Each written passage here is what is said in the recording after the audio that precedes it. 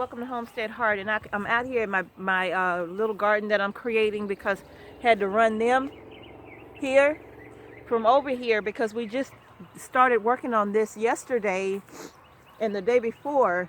And I figured, oh my goodness, we put up something to try to, in their area to make their fencing higher to keep them from flying out and doing any kind of damage to our garden. And those jokers, sure enough, they got out of it. So we were trying to avoid clipping their wings because these are the ones that like to roost up high in that tree. And we were trying not to disturb that because they've been doing it for so long, but we have no choice. It's 3 of them that always fly up and out. And even though we tried to raise it higher, it didn't work. I mean, after all, they are birds. So they were able to get out. And let me show you what they did. Jokers there. All right, y'all. So let me show you. I planted some squash and cabbages and nasturtiums and marigolds. And look at my little nasturtium right here. It's all messed up right there. I had a squash plant. I don't know if you can see that tag right there. Where is it? Oh, there it is. I had squash planted here. That's gone. I had a cabbage here and some marigolds. Gone. Looks like I see the remains of a cabbage plant right here. I do see my marigold here, and I see the other cabbage here and here. Oh my. And then back here I have butternut squash that was going to run up, and I'm missing a butternut squash here, and I'm missing a spaghetti squash right here. So they have completely, just about completely cleaned out this bed right here. Man, oh man. And then in this one, looks like it's some hoof prints in here, because look at all of this. Look at all those prints in there and how the soil is disturbed. Just look. Just mashed down here in the wood chips.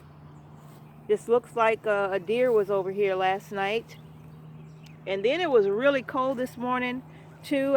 We weren't expecting, I stay on top of the weather, and I think the lowest temperature this week we were supposed to have was like 49 degrees.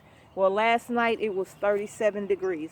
And look, it's frost on my little plants, my little cucumbers here. I hope they make it.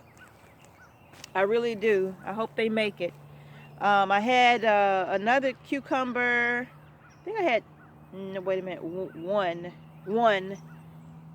here. 1, 2, 3, 4. No, I think that was it. 4. I think that was it. Mostly hoof prints over here. I do see my little marigolds here around the straw. Jackson, what are you doing? Is he eating the chicken's food? I think he is eating their food. That dog will eat. He loves the strangest thing. Jackson, get out of there. He loves vegetables, y'all. He loves green beans and squash and cucumbers and stuff like that. I know, he's weird. Anyway, in this bed right here, I haven't put anything in this little area. This little space is in between my grapevines here and here. And I'm going to tell y'all, I thought these grapevines were dead. We came to take them out. And when we dug them up, at the very base, there were new roots growing. This one here, look at it. It just looks like it's done. Because it was beautiful when we got it with the little green stems sticking all everywhere. And then once we planted them in the ground, I thought I killed them. But they all have new roots growing. So we put them back down in there and added some compost at the bottom as well. And so yeah, we put them back. They're gonna live. They're gonna live. Life finds a way. So now, okay. So these right here under these cups, I planted some beet seeds. And there were birds just like everywhere in that tree watching me plant seeds. So I said, I'll fix y'all. So I put some cups over them just to protect them for now, to keep the birds out. But look at all of these footprints in this bed right here. Just look. That's another grapevine right here. And then you can't see it, but I have a grapevine on the end right here too. I have one there. I need to surround this with wood chips. I have one there. I have one here. And then I have this bed right here. And this bed right here is the bed that is going to be the majority just nothing but green beans on this side right here. I'm planting a lot of green beans, y'all. A lot. And then I'll probably put something